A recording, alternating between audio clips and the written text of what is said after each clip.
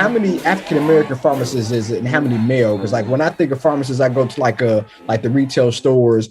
I don't see a lot of us, so it's usually Caucasian. So like percentage wise, how many African American males is it, and how many African Americans in general is it in the pharmacy sector? Yeah, that's a good question, man. Just going by my class and the students that come through, because I have students where I am that rotate with us. Man, we might get one guy out of the 12 months. We might get one guy a year, one brother a year at that. Dang. So I would say, just doing rough math, 1 out of 10, 1 out of 12, something along those lines. Wow.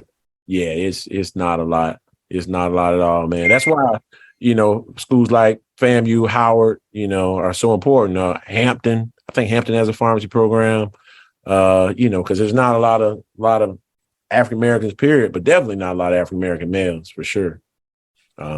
So why do you think that is? I was just wondering that. I was about to ask you that. And I just think so many things have been set up in this country that kind of work against us, that they're already there, man. You know what I'm saying? You really don't have to. It's like a ship that's going straight. You really don't have to do too much. It's on course the way it is. So it's so many layers to it. I mean, when you think about the penal system, even back in the 90s in the Clinton era, man, and before Clinton with Reagan with the crack epidemic. I mean, they just wiped so many of us out, man. That it's so many things. What specifically other than just crime? And I guess it starts with the home for one. Yeah. But I mean, it can happen in spite of that, as we can all attest to. So I think it's up to us now moving forward to try to, and Mario, you do a lot of work, you guys, just be an example at your station where you are, and being a good light for everybody is a part of it, man. So. And the reason why I ask, because you think like we have so many in our community that are street pharmacists. Like, I mean, if they go to school for 5-6 years, pass the test might be hard. It might take them 2 or 3 times to pass the test. But if they put that same energy being a street pharmacist to being a legal pharmacist, they can make so much money. Look at Jay-Z, man. I mean, just think of the principles he used and is using today from what he did as a hustler back in the day. You know what I'm saying? I mean, a billion is a billion, It's the same principles, man. I mean, who would you rather have managing your hedge fund, him or Donald Trump? I think Jay-Z could probably make Donald Trump just intrinsically has connections, and I'm not discounting his intelligence at all. Yeah. But I just think Jay-Z had further to go and actually went further, at the end of the day. I mean, Kanye West once said something like, Trump needs to come to me for money for his campaign. Kanye West worth $6 billion with a B. If you ask him, I believe him though. I kind of believe him. They said he's worth 2, and when he was saying I was worth 1, and they weren't giving it to him, they found out he's worth 2. So I tend to believe him. The brother's a talented brother, man. I mean, so anyway, I say all that to say that yeah, man, those brothers could easily do it, man. It's just like I say. I didn't know. They just don't know it's out there. All we know is, like you hear the saying, all we know is basketball, sports, and entertainment. But if we knew something else and saw it earlier, like with me, I was blessed, man. My mom actually pushed me to be a pharmacist, right? My dad growing up in Tallahassee, I had interactions with a lot of pharmacists.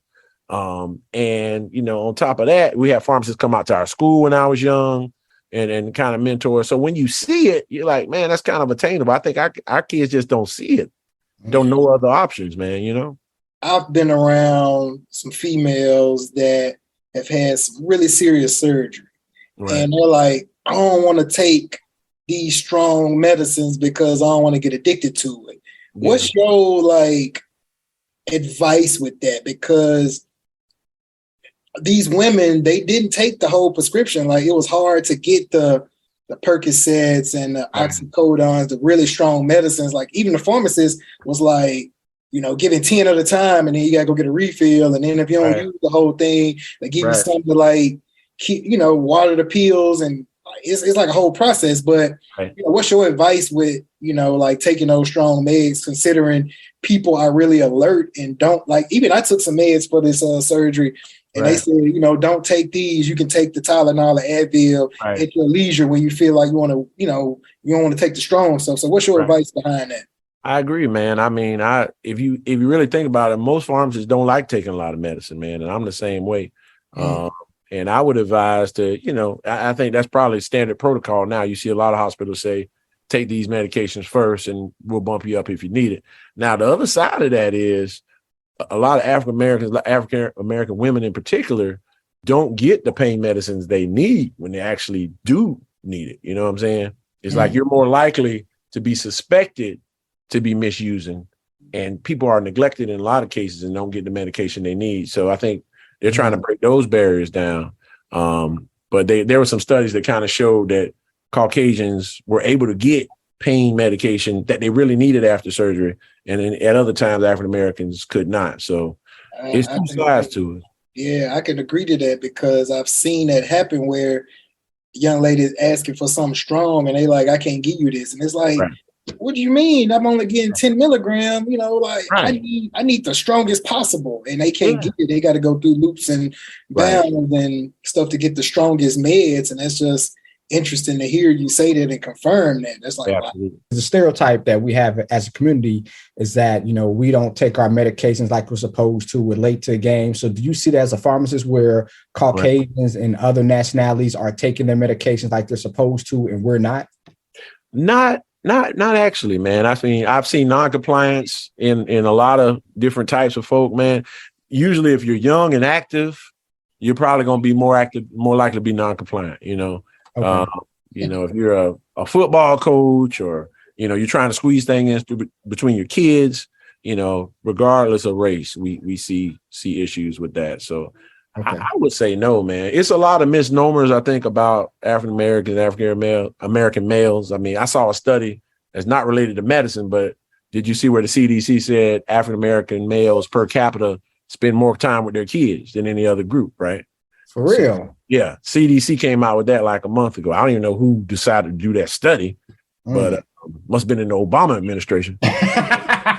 Facts. But no, they said per capita, we spend more time with our kids, even if we're not in the house or whatever, whether it be football practice or whatever, we kind of try to overcompensate for the last generation in some cases. So, but I just say, that just like that, everything they say about us isn't necessarily true. Now, some things do align with socioeconomic groups, but on average, by the time you come to me, you probably have some type of insurance. If you have insurance, you're working. If you're working, you probably have a good level of education too. So, what happens to people who don't have insurance? Like, how are they able to get, their medications and things? They get on Medicare, Medicaid? Right. Yeah, exactly. Medicare, Medicaid, hospital charity. The hospitals do a lot of charity.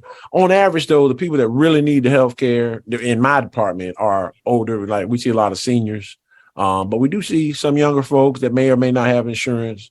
And, some of the other agencies in town will do charity, Baptist or whatever hospital may do charity. Because you think about it, if you're in the hospital, a lot of times it's cheaper for them to pay for you to get medicine at home than to be in the hospital. Because that hospital bed on average is probably costing them about $3,000 a day. Wait, bro. Yeah. $3,000. What is it? What kind of Tempur-Pedic? Yeah. Is it a Craftmatic? Like what's going on? Feeding, bathing, workers. The workers, that's the big thing. So you got a nurse coming in.